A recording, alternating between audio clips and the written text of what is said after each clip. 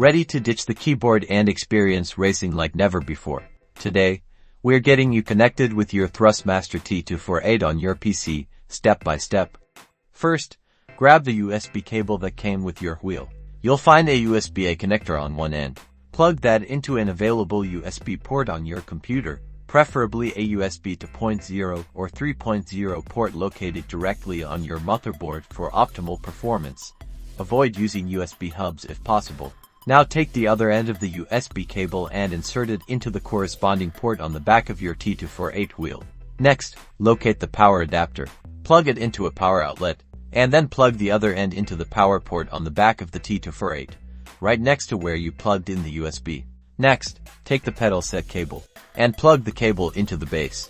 Now for the software, head over to the Thrustmaster support website and download the latest drivers for your T248.